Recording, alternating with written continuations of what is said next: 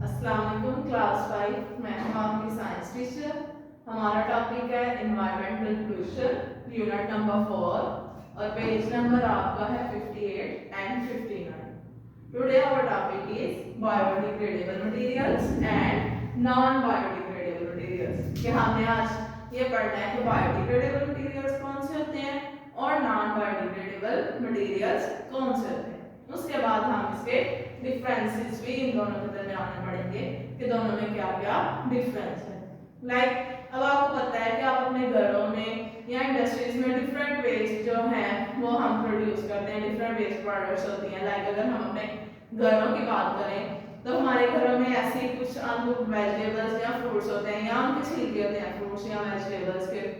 उसके अलावा पेपर्स वगैरह डिफरेंट होते हैं, मेटालिक कैन्स होते हैं, प्लास्टिक बॉटल्स होती हैं। ये डिफरेंट वेस्ट प्रोडक्ट्स जो हैं वो हमारे घरों में होते हैं।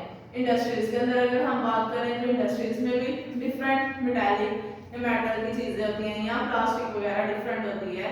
हमारे घरों में हमारे शूज होते हैं जो हमारे किसी काम के नहीं होते या कपड़े जो हमारे पुराने होते हैं, ये सब डिफरेंट वेस्ट मटेरियल्स हैं जो हमारे किसी काम के नहीं होते। लेकिन उनमें से कुछ मटेरियल्स ऐसे होते हैं जो डिकम्पोज हो जाते हैं, यानी कि जिनकी डिकम्पोजिशन हो जाती है, जो ब्रेक डाउन हो जाते हैं, जिन्हें micro organisms decomposers break down कर देते हैं। और कुछ ऐसे होते हैं जिन्हें माइक्रो ऑर्गेनिजम्स ब्रेक डाउन नहीं करते। अब हम देखते हैं जो micro organisms material break down करते हैं वो कौन से हैं और जो नहीं होते वो कौन से हैं।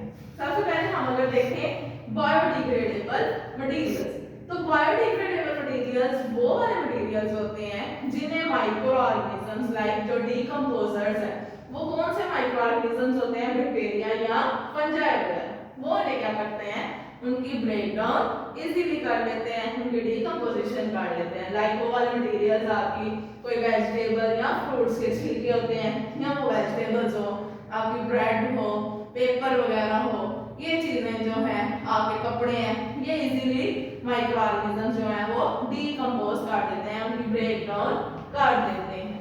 और वो वाले materials which cannot decompose by decomposers या microorganisms are called non biodegradable materials। वो वाले मटेरियल्स जिनकी माइक्रोऑर्गेनिजम्स डिकम्पोजिशन नहीं कर सकते, वो वाले मटेरियल्स को हम क्या कहते हैं, नॉन बायोडिग्रेडेबल मटेरियल्स।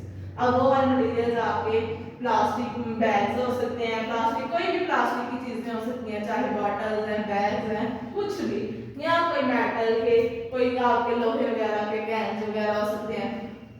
डिफरेंट हम घरों में मेटल कैन्स यूज करते हैं, डिफरेंट फूड प्रोडक्ट्स जो है वो हमारे मेटल कैन्स के अंदर होती हैं। तो वो जो मेटल कैन्स होते हैं या प्लास्टिक वगैरह जो होती है वो माइक्रो ऑर्गेनिजम्स डिकम्पोज नहीं कर सकते, तो उन्हें हम नॉन बायोडिग्रेडेबल मटेरियल्स कहते हैं। अब हम देखते हैं दोनों के अंदर डिफरेंस क्या है। अब ये इधर बायोडिग्रेडेबल मटेरियल्स लिखे हुए हैं, इस साइड पे नॉन बायोडिग्रेडेबल मटेरियल्स का डिफरेंस लिखा हुआ है। सबसे पहला डिफरेंस दोनों में क्या है, हम डेफिनेशन से लेंगे। Materials that decomposers microorganisms can decompose or break down are called biodegradable materials। वो वाले मटेरियल्स जो माइक्रोऑर्गेनिजम्स या डिकम्पोजर्स जो है लाइक बैक्टीरिया या फंजाई वगैरह डिकम्पोज कर लें, ब्रेक डाउन कर लें, उन मटेरियल्स को हम बायोडिग्रेडेबल मटेरियल्स कहते हैं। उसके बाद है non biodegradable materials that microorganisms or decomposers cannot decompose or break down। वो वाले मटेरियल्स जो नॉन बायोडिग्रेडेबल मटेरियल जो है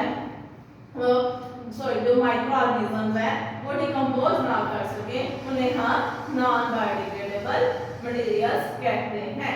लाइक मैंने आपको फॉर एग्जांपल बताई थी बायोडिग्रेडेबल की भी, के वेजिटेबल पील्स या फ्रूट्स के पील्स है, और उसके अलावा ब्रेड, पेपर्स वगैरह वो आपके बायोडिग्रेडेबल है, और जो नॉन बायोडिग्रेडेबल है वो आपकी कोई भी प्लास्टिक प्रोडक्ट्स, मेटालिक प्रोडक्ट्स हो सकती हैं। उसके बाद है the process of degradation is very speedy. ये जो बायोडिग्रेडेबल मटेरियल्स हैं उनकी डिग्रेडेशन का प्रोसेस यानी उनकी डिकम्पोजिशन का, ब्रेक डाउन का प्रोसेस जो है वो बड़ी तेजी से होता है। माइक्रो ऑर्गेनिजम्स जो है बायोडिग्रेडेबल मटेरियल को बड़ी स्पीड से ब्रेक डाउन करते हैं।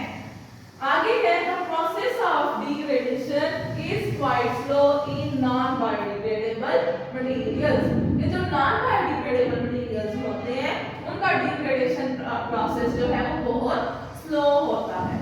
एक तो होता भी कुछ ऐसे मटेरियल्स होते हैं जो डिग्रेड हो जाते हैं लेकिन उन्हें बहुत टाइम लगता है, लेकिन मोस्ट ऐसी चीजें होती हैं कि वो जो है डिकम्पोज नहीं होती, उन्हें सालों भी लग जाते हैं, वो चीजें वैसी की वैसी रहती हैं।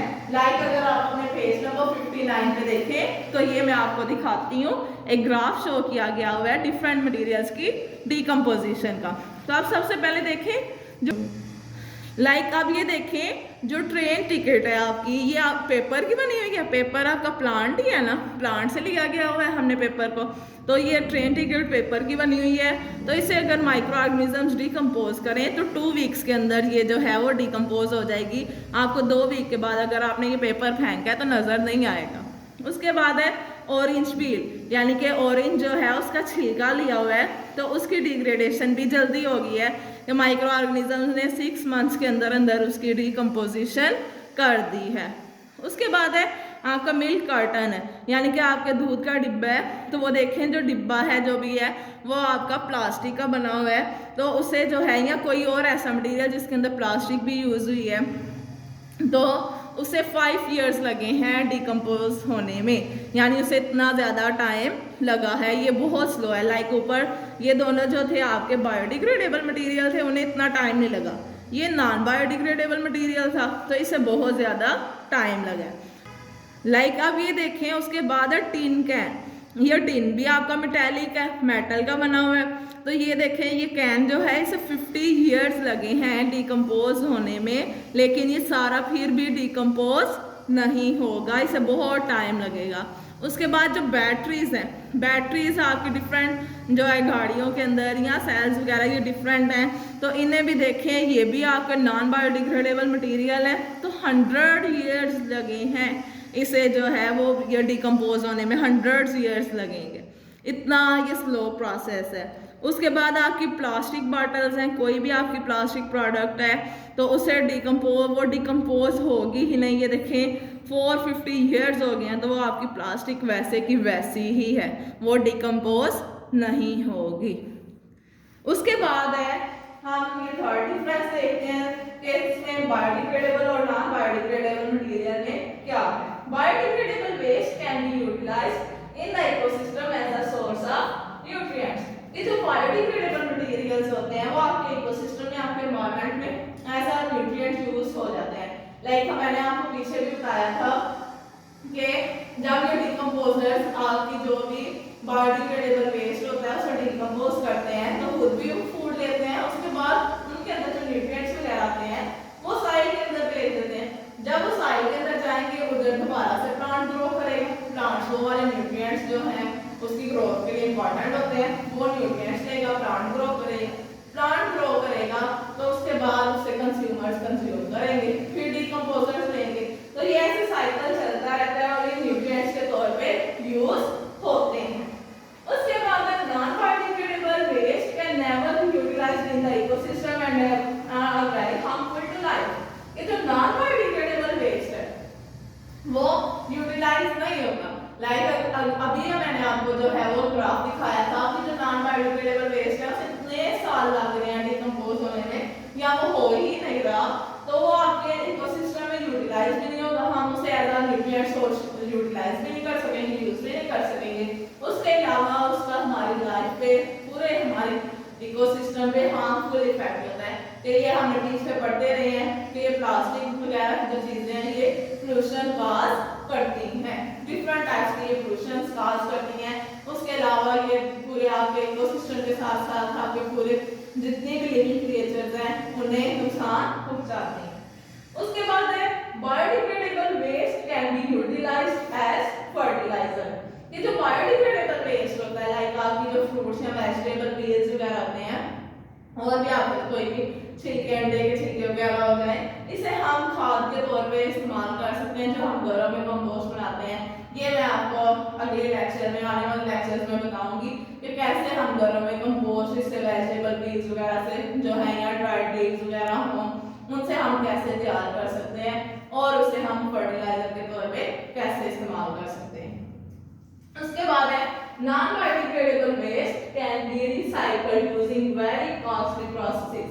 कि जो नॉन बायोडिग्रेडेबल वेस्ट है अगर हम उसे रिसाइकल करें, यानी कि अगर प्लास्टिक है हमने उसकी एक प्रोडक्ट बनाई, एक दफा यूज की फेंक दी, तो दोबारा से हमने अगर उसी प्लास्टिक को यूज करना है, उसे रिसाइकल करना है, तो ये प्रोसेस जो है ये बड़ा एक्सपेंसिव होता है, इस पे बहुत पैसे खर्च होते हैं। लाइक अगर हम इधर देखें तो इस प्रोसेस में कोई पैसे खर्च नहीं हो रहे कि हम घर में खुद ही वो कंपोस्ट तैयार कर रहे हैं, तो ये कॉस्टली प्रोसेस नहीं। लेकिन ये जो आपका नॉन बायोडिग्रेडेबल प्रोसेस वेस्ट को अगर हमने प्रोसेस करना हो, रिसाइकल करना हो, तो ये प्रोसेस आपका ये वाली जो चीजें हैं नॉन बायोडिग्रेडेबल प्रोडक्ट्स हैं, ये रिसाइकल होने में बड़ा टाइम भी लेती है। उसके बाद जो है ये हम ये जो है वो कॉस्टली भी बड़ी होती है, बड़ी एक्सपेंसिव भी होती हैं, इन पे बड़े पैसे वगैरह खर्च होते हैं। तो स्टूडेंट्स ये हमारा आज का सारा टॉपिक था। हमने डिस्कस किया बायोडिग्रेडेबल और नॉन बायोडिग्रेडेबल मटेरियल्स को, उनके अंदर डिफरेंस क्या है वो हमने देखा। तो ये आपका सारा आपकी डायरी की यही है कि आपने इसे सारे को रिवाइज करना।